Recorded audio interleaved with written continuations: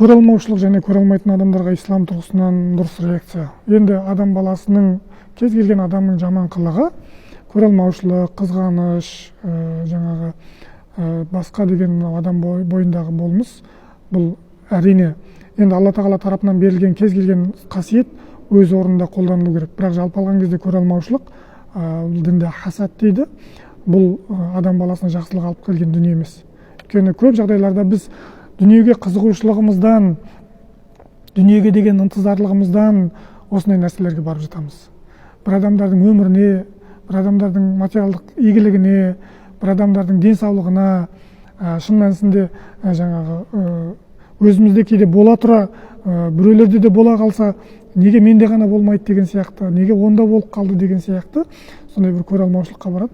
Шын мәнісінде көре алмаушылық жасаған адамның өзі зиянда. Көре алмаушылық жасалған адам ешқашан зиян шекпейді. Мысалы, мені біреу көре алмауы мүмкін, маған ешқандай зияны жоқ оның.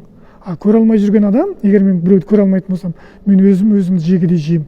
Неге олда олай, неге психологиялық жағынан өзіне салмақ салады. Сондықтан да исламда әрине көре алмаушылық жасауға болмайды, исламда қызғаныш жасауға болмайды. Өйткені Алла тағала әркімге әртүрлі нәрсе нәсіп етеді, Алла тағала әркімге әртүрлі мүмкіншілік береді, Алла тағала әркімге әртүрлі нәсіп береді. Әркімнің бір маңдайына жазылған кәсібі, нәсібі бар. Біз солай қарастыруымыз керек. Егер біреуге беріп жатса, ол да беріп жатқанында кейде мысалы адамға біреуді баршылық айтады ғой, жігітті кейде тоқшылық сынайды, кейде жоқшылық сынайды деп. Ол бар болған дүниенің өзі оған үлкен бір сынақ болуы мүмкін. Мысалы, мен солай түсінуім керек. Егер Алла тағала біреуге байлық беретін болса, маған бермеген болса, Алла тағала мені байлықпен сынап жатқан жоқ мені. Ертең мен соған жауап бермеймін. Ол байлықтың ертең қайдан келді, қайда жұмсалды деген Алланың алдында маған бермеген үшін Алла тағала мүмкін жақсылық жасап жатқан шығар маған деген сияқты. Ал егер байлық беріп жатса, біреуге бермей жатса, бермей сынап жатса, ол сынап жатыр, бермеді деп Аллаға шүкіршілік етіп жатыр ма? Жоқ, бермеді деп Аллаға күпіршілік етіп жатыр ма? Жоқ, маған беріп, Алла тағала осы шүкіршілігімізді арттыру үшін берді деген сияқты, Алламен қатынас дұрыс болатын болса, көре алмаушылық мәселесі өздігінен шешіледі. Ал енді Алламен қатынас дұрыс болмайтын болса, адам баласы жаңа өзінің жанын жегідей жеп, өзін өзі тоздырып, тіпті керек болатын болса, отбасында кикілжіңдер тудырып, бәленшеде бар, бізде неге жоқ, бәленшенің күйеуі айтып жатыр, сен неге бұлай істемейсің деген сияқты дүрдараздыққа шейін алып барып жатады. Шын мәнісінде бұл адам баласының дүниеге деген қызығушылығы мен дүние құмарлығынан туындайтын дүние деп қарастыру керек. Ал шын мәнісінде бұл нәрсенің уақытша екенін түсінетін болсақ, бай да, байлық та, мал да, мүлік те бәрі уақытша екенін түсінетін болсақ, оған керісінше қызығушылықпен емес, көре алмаушылықпен емес, керісінше жанашырлықпен қараймыз. Бәрі кетті, қалды. Яғни қанша батыр, қанша бай, мың қырға мал айдаған адамдар, қарун байлар қазір қайда?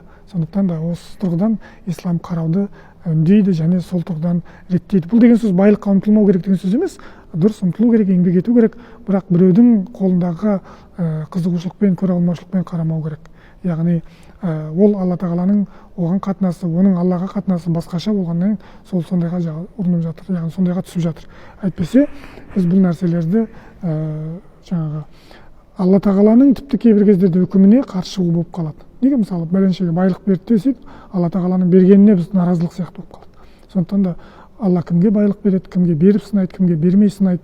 Құранда да айтады, біреуге беріп, біреуге бала беріп, біреуге тек қана ұл бала беріп, біреуге тек қана қыз бала беріп, біреуге тек қана бала бермей Алла тағала сынауы мүмкін. Өйткені Алла тағала өзінің жаратылысын, жаратқандарын қалай сынауға өзі біледі. Біз Алланы сынай алмаймыз.